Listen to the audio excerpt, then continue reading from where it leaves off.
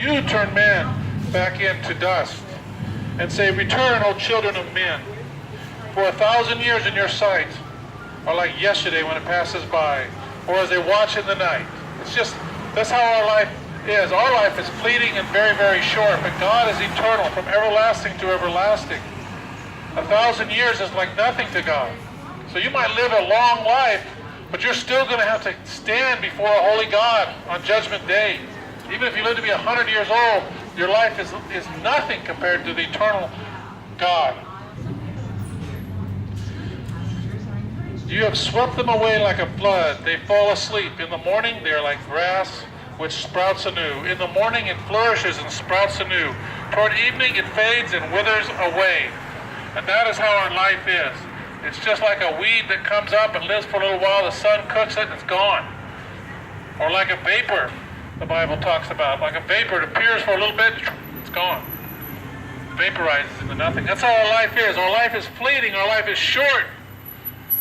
But God is eternal, and we're going to stand before Him and give an account of our life. Think about God. Think about what's going to happen to me after I die. That's an important question because it's going to happen. We will all die someday. Are you right before God? Do you fully please Him in your life? Are you perfect in every way? The truth is, no man is perfect. We've all sinned and fall short of the glory of God. There's none righteous. We're all condemned to death. There's condemnation spread to all men because of our sin.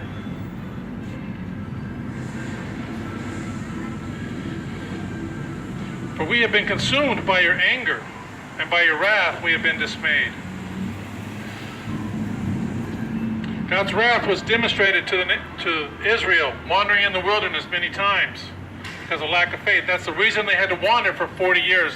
That generation would not enter the promised land. And that's the way it is now. There's a lot of people living their life right now are not going to enter the promised land, are not going to go to heaven because they reject what they know to be true. They reject the God they know exists. They say no. They suppress the truth. It says in Romans chapter 1 that men suppress the truth in unrighteousness. And they reject what they do know about God. Everybody knows God exists. We know He exists because God has made Himself evident. He's given you a conscience. You know He exists. We know He exists because of the things that have been made. We know the earth doesn't come out of nothing. The universe didn't come out of nothing. A man designed and built this building right here. God designed and built the universe, and every atom, everything that exists was built by Him. God is eternal, from everlasting to everlasting. But we are temporal. We're winding down. Our life is short. But there is a coming accounting before a holy God someday. You can't escape it. There is no escape from the judgment of God. Zero escape, except through His Son, Jesus Christ. That judgment that I deserve for my sin was put on Jesus Christ. Your judgment that you deserve for your sin, if it's not placed on Christ, you will bear it in hell forever and ever and ever and ever and ever. This is how important it is. Heard the term, more serious than a heart attack. This is more serious than a heart attack.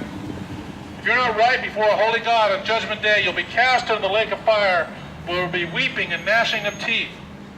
I'm not sharing with you, do better. Improve your life. Be a better person. I'm not sharing that. I'm saying that we're dead in our trespasses and sins. Dead people can't do anything but stink it up and rot. We're dead in trespasses and sins. The only thing that can make us right, the only way is to turn from sin and trust in Jesus Christ alone for salvation. We are in need of what Christ accomplished on the cross. That's how we're made holy, by believing in Jesus Christ, putting our faith and trust in Him. That's the pathway to righteousness. If we come to Christ, we get His righteousness accredited to our account. God doesn't see our sin no more. He sees the righteousness of Christ, perfect in every way, credited to us.